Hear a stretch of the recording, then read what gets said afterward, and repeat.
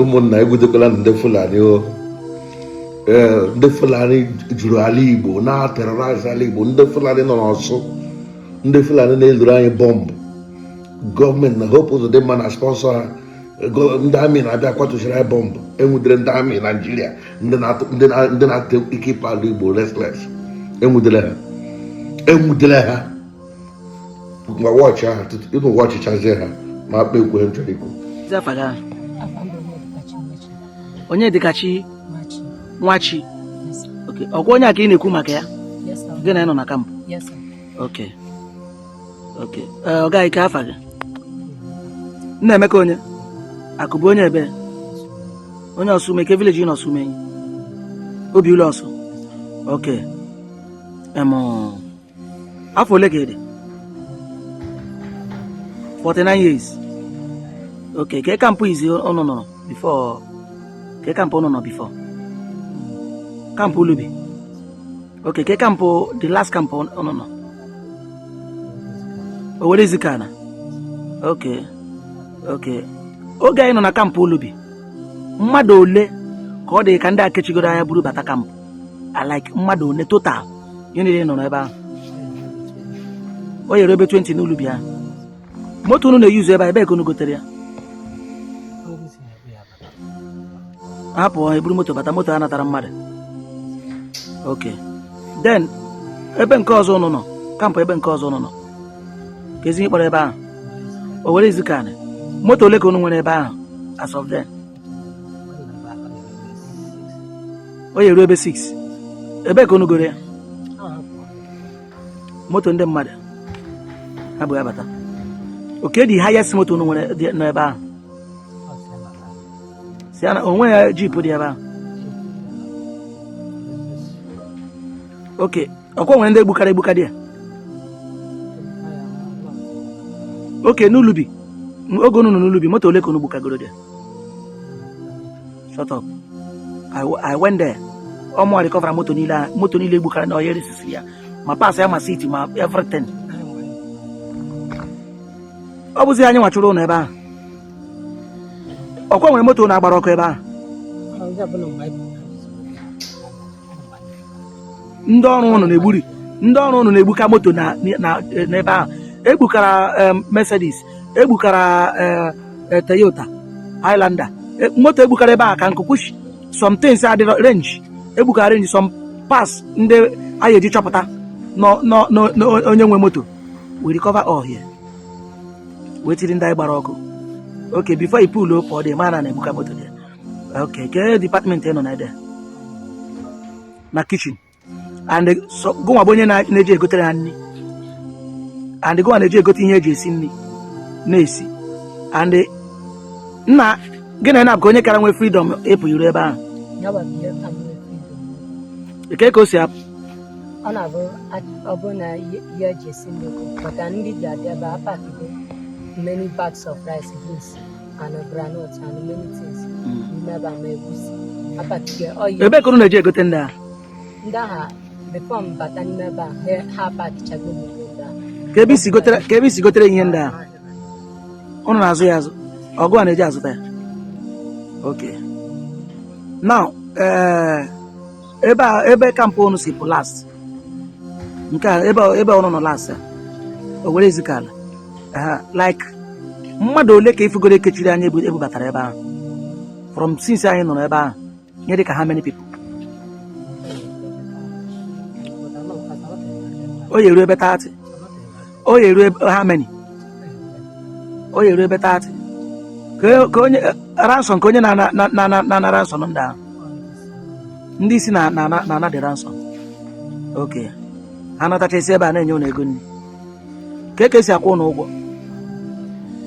Okay. Ka esi ebutere ụnụ mgbọ na egbe?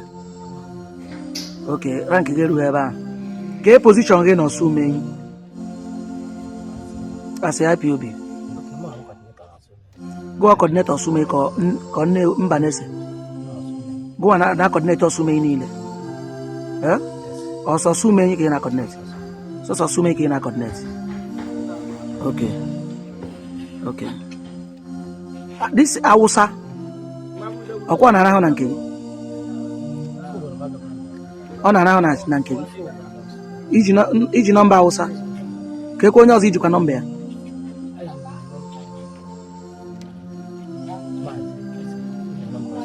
iji nọmba ose ka afa kọmanda ụnụ n'ime ebe ahụ na-ekwusi okwu ike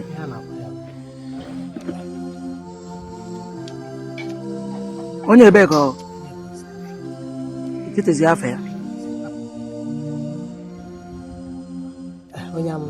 onye amụma unu ahụla ndị Fulani anyị na-eme anyị ihe nwa n'Ọsụ na Ọkaigwe Abobu Ụmụnze lee na ndị a na-ekidnap anyị ịma ị ga-amara eziokwu ego eziokwu ga-emekwa ka esi n'oru wee pụta ịma kamgbe ihe a rutere point na a gara aga gbuo nne na nna nwatakịrị na-aga skuul gbalata nwatakịrị si ya nne ga nwụọ na ka elie ha ka ị gaghachi back to school nwata na-ebe akwa obere ma emecha vidio ahụ si Chineke ndị na-arụ ala na Igbo they will never see 2026 o bidoro na-eme ndị hụrụ ndị wepụtara there are many of them ọnwụ egbuo ga steady ebe unu so ala Igbo a ga-ajụ oyi unu na-azọ nwere onwe ga-egbucha unu niile lee ndị Fulani ahụ mpụta na ebe kọmentị ya ụfọdụ wọchị nwanyị ga ndị gị dere kọmentị ndị Fulani na-asụkwa Igbo ihe ọjọọ ọbụla ikpuchere ọ ga-erugo aka a ga-enwude nwanne gị gide nwanne gị rie anụ nwanne gị ọgụnwa na onwe gị ka ị nwere ike kweta na ọ na-eme ụmụaka gara na-arụ ala gentle Chineke ma ihe o mere voice note gentle eme apịa gentle dị yahoo voice note ya elikie Chineke ịmara Chineke mere God has exposed him ya emekwa live videos na oil voice ya na last year tag it out aka nsi unu ga-abacha ọrụ n'ọrụ akwụnụ ụtụrụ mere ala Igbo na-ekwu okwu ka abụlata Igbo ga-emechi ala Igbo ndị ma na complain insecurity don't worry ndị a na complain insecurity Chineke ga-eme a ga-enweta security n'ala Igbo 2026 many of you agaghị aba n'ala 2026 because of ọbara ụnụ na-akwafu led by gentle na nwunye nwoke makeup na ndị otu ha niile aka nsọ ga-aba unu n'ọnụ masa ndị amị eleghị ndị amị na-eme na Ọkaigwe eleghị ndị amị na-eme na but unu echefu something abịa na insecurity now or not everywhere n'Imo State my own community we have peace we don't have Fulani we don't have this ndị ekwensu ndị n'ụkpọgọ ụmụ ekwensu ụmụ arụrụ ala ụmụ mpụ asa ụmụ ọma we don't have them and then we peace by so otu akọrọ so many local government ebe a na-enwe ha there is peace there why is it that insecurity adị ebe ọbụla ndị ụmụ ọma nọ ha nọ n'Ọsụ kamgbe insecurity nọ n'Ọsụ ndị ọsa na-ala n'ụlọ ha mmadụ nwụọ ga-ekwu ụgwọ egeji eme gị beria ndị ọsa take the boot by the home form of security work with the Nigerian with the military na the chụpụ ha gbara gafezie Ọkaigwe Aziz na ọrụ ndị zọg insecurity agafeela that side then gị mekwa gị jụọ m nke ihe ndị na-akọsara insecurity Adamma anaghị ezu ori ma ya gafee pantị efuo Chineke na-akpụ anya oge akaụntụ unu ga-abacha ụnụ n'ọnụ nwayọ nwayọ I will update you people unu ga-hate m but Chineke mana m na-ekwu eziokwu and ya will protect me and most of you now comment rubbish under this video oge erugo aka I don't want to say something biko onye ọbụla mara eziokwu onye ọbụla dị against wickedness and against ịtụsa vidio o gwụchara onye na-akwado ndị otu ha ọha ndị na-aga atụsa this video rubbish